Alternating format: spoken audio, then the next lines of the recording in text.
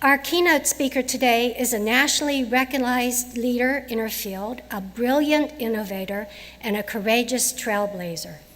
Jacqueline Seabrooks is the chief of the Santa Monica Police Department in a career that has spanned nearly 3 decades. Chief Seabrooks has succeeded at virtually every role in law enforcement.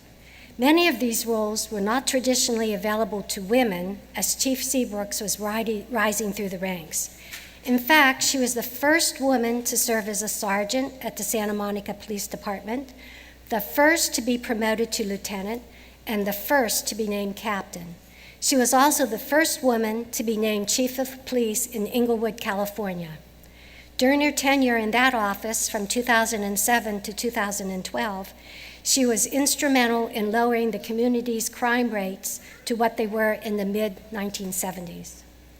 She was also the first woman to take the helm of Santa Monica's police department when she was named chief in 2012. A rising star in law enforcement, Chief Seabrooks is a sought-after speaker.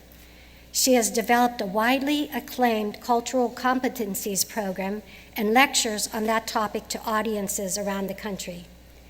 She also addresses police executives nationwide on topics ranging from crisis communications to community relations and risk management. Chief Seabrooks is a passionate proponent of higher education. She holds a bachelor's and master's degrees in business policy and administration from California State University, Long Beach, and California State University, Dominguez Hills, respectively. She is the graduate of the FBI's Law Enforcement Executive Development Seminar and National Academy, the Boston University's Senior Management Institute for Police, and the California Commission on Peace Officer Standards and Training Supervisory Leadership Institute. Chief Seabrooks has also served as an adjunct faculty at a number of area colleges, teaching courses on an array of criminal justice topics. A member of numerous professional organizations, Chief Seabrooks is also involved with the Santa Monica Police Activities League and serves on the boards of the Santa Monica Boys and Girls Club and the Human Relations Council.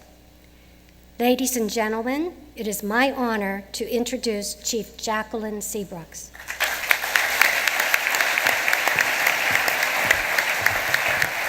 Good afternoon.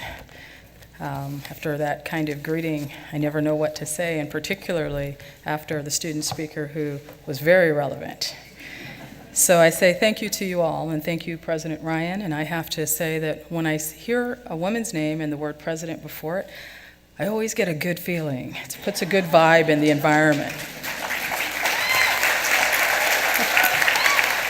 So I say again to you, thank you, President Ryan, distinguished faculty, proud family members, interested complete strangers, friends from far and near, and certainly to our amazingly talented and accomplished class of 2014.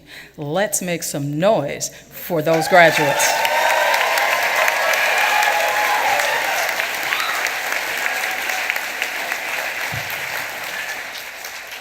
Several months ago, I was asked by the Dean of the Criminal Justice Department, Dean Tommy Tucson, if I would speak to you today. And because of our shared law enforcement backgrounds, our many years of friendship, and the fact that the request was seemingly far off at the time, I checked my calendar, and seeing that it was clear, I immediately said, of course, yes. After all, who wouldn't want the privilege of addressing an intellectually sophisticated group of people who are celebrating the attaining of undergraduate, graduate, and an array of doctoral degrees, including my personal favorite, the Juris Doctorate. So when the official letter of request came in by snail mail, let me tell you, I was excited at the honor. But then, as often happens, in hindsight, saying yes seemed to be less of a good idea the closer we got to today. And it seemed like a particularly bad idea yesterday about 3:33 in the morning, because lots of things seem like a bad idea when you've worked a 16-hour day and you find yourself getting home at midnight only to be awakened about an hour into the REM sleep phase, which, as you may know, is the best sleep phase. So at 3:33, I jerked awake because of a nightmare. And I'm one of these people that I remember my dreams very vividly for the first 3 hours or so. And what I dreamt was this. I dreamt that you were all sitting there, waiting expectantly for me to dazzle you with my brilliant repartee, coupled with a few well-placed jokes. And there I was, standing there, trying to meet your expectation. Only I didn't have anything. Nothing. I didn't have anything written down. I did have my clothes on, though, and you guys had your clothes on. But I didn't have any notes, and the only thing that came to mind were the things I'm not supposed to say. I'm not supposed to curse. I'm not supposed to use words that rhyme with smock or twerk. I'm supposed to avoid political commentary, and I'm not supposed to express moral outrage at the latest governmental indiscretion. So as I stood there, I thought about trying to see if I could get everybody to do the wave, but I can't see you, so that wouldn't work. I thought about trying to get you to sing the first chorus to Pharrell's song, Happy, but I don't know the first chorus, I just know because I'm happy. So beyond that, absolutely nothing came to mind. You all stared at me, and I stared at you, and the clock ticked. And then in a last-ditch effort to save my soul and save the day, I leaned into the mic and I said, "The dog ate my homework?" And then I ran off the stage. So like I said, it was a nightmare. But needless to say, after that, I was wide awake. So I got up, put together a NutriBullet drink, and in case you're a NutriBullet fan, it was kale-based. If you're not, don't worry about it. I sat down, and I started to prepare for this afternoon. And as I prepared, I began to relax. I realized that speaking to you today is a welcome opportunity to be true to who I am. How so? Well, I believe that when asked, I have an obligation to share my experiences as a way of imparting advice, because that's how I meet my obligation to pay it forward. So my words today are both a nod to our shared experiences associated with balancing family, full-time work, and full-time university attendance. Also, my words are a nod to my early understanding that as a woman of color in a male-dominated profession, I absolutely would need the combination of education and professional experience in order to maximize my options both in work and life. And that sounds like that may be your story. So, just in case you came in late, because I know, this is college, I've worked in the law enforcement profession for more than 3 decades, the last 7 of which have been in 2 different cities where I've served in the capacity of a police chief. And I'm currently the chief in a beautiful beach city, really far traffic-wise from here, in Santa Monica. But that aside, it's not about me today, it's about you, class of 2014.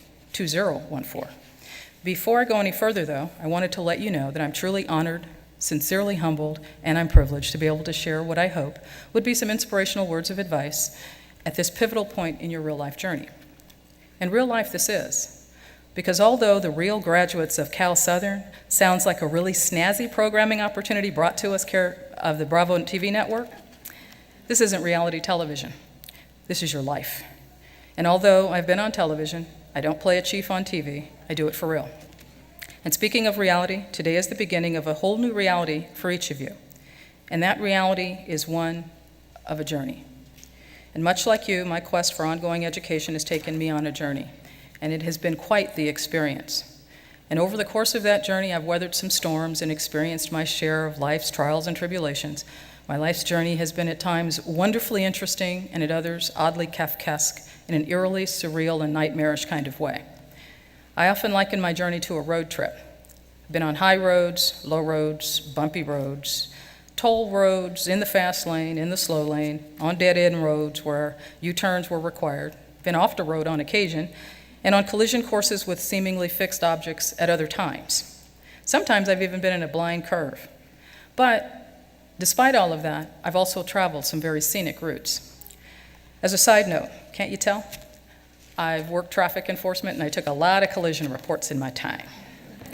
Okay, that's generally, you're supposed to laugh. Don't worry, I'm not gonna make you.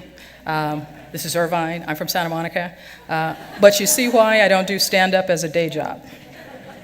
But anyway, along my journey, as was likely the case with you, there were 2 things that helped me to make sense of things. First, there were those people who believed in me, stood by me, and supported me in my unrelenting quest to learn more, to know more, to understand more, so I could do more. And I'm sure the same is true with you. And secondly, after all these years, I actively seek to learn. Learning is in my blood, it feeds my heart, it feeds my soul, it's who I am.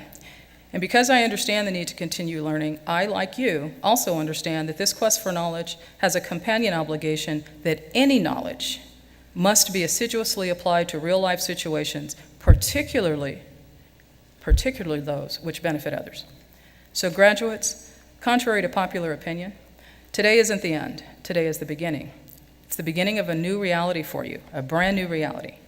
After the festivities die down and the hangovers wear off and the realization that you've achieved one of life's major milestones has settled in, it'll be time to turn your attention to life's other demands, things like the simple task associated with composing those thank you e-cards for all the gifts you're receiving, time to write those final checks to cover the costs of student loans and tuition payments, enjoying the gifts you received or treated yourself to as a result of your goal attainment, spending a little time traveling, spending a lot of time job seeking, or seeking promotion, seeing those movies you deferred in favor of meeting your obligations to study, spending more time with family and friends, particularly those with whom you spent less time because of the rigorous and often viciously competing demands associated with balancing work, school, family, and just life. You'll also have to relearn the value of enjoying that often elusive thing called spare time. For your reference, and if you want to take notes, feel free, but you don't have to. You can turn your phone on and record. For your reference, spare time can be spent sleeping in, reading a book for fun, smelling the roses, repairing the house, or engaging in whatever you feel like doing or not. Because for the time being, you're free of the externally imposed obligation to read seemingly endless tomes covering a variety of subjects, even as you devoted your energies to writing reams of papers on the array of topics required by your individual disciplines. But today, it's a great day for our graduates, their families, and the faculty of CalSouthern University. But as a professional who can't figure out that you got to turn the page where you can read it, was once in your position, I caution you. And remember, I'm a chief, and so when I caution you, it's probably a good thing to heed the caution. Today is not the end by a long shot. And I know that you'll be tempted to view today as the end of a long journey because a long sought-after goal has been attained. A lifetime achievement has been met, and for many individuals and their families, a dream has come true. Well, I'm not here to burst that bubble, but I am here to tell you that while you joyously revel in today's celebration and its attendant honors, you've not completed the journey. You're just on what we call a rest stop. When your journey resumes, and resume it must, there will be new and different expectations and challenges, particularly because of your achievement. These expectations and challenges will primarily center on how you'll use the knowledge, skills, and abilities you've mastered in your various disciplines. And it won't just be about you. It'll be about the manner in which you share the insights and knowledge you've gained, with whom you share that knowledge and insight, and when as well. We in law enforcement refer to this phenomenon as time, place, and manner. In other words, it'll be about how you pay it forward. Will you take advantage of the teachable moment? Will you drop the gauntlet, which will serve as the challenge for someone else to strive to do better, to be better? Will you make a difference? Will you light someone else's candle? I think you will. In fact, I'm fairly confident that you will. Why? How do I know? Well, because trust me, I'm from the government. But truthfully, the fact that you're sitting here today indicates that you're committed, competent, focused, responsible, teachable, disciplined. You're strong where it counts. So as you start your engine for the next leg of the journey, energize yourself by being strong but not rude, kind but not weak, being bold but not a bully, have a values-based personal operating philosophy. In essence, know who you are and know what you stand for. Be proud but not arrogant. Have a sense of humor. Be humble but not timid. Be witty but not silly. Understand that perfection is not an end in itself. Know the value of yes and find the reason to say yes and do it frequently. That's called calculated risk-taking, and it's the basis for progress. Always do your best and encourage that in others. Teach others how to deserve your help. Treat your experiences as a high-value commodity by investing in your future. Apply the lessons you've learned in the past. Make ongoing investments in you through continued learning, and always let your reach exceed your grasp. These small snippets of advice will enable you to enjoy the scenery no matter the road you travel on your post-CalSouthern journey. And as you look ahead, I ask that if you remember nothing else about today, you remember that life is a destination, unknown. It's a journey of tragedies, a journey of triumphs that ultimately allow each of us to discover not only our world, but importantly, ourselves and our place in this world. Bravo to you. I salute you. I applaud each and every one of you for your commitment and your achievement. Congratulations to you one and all, and be well.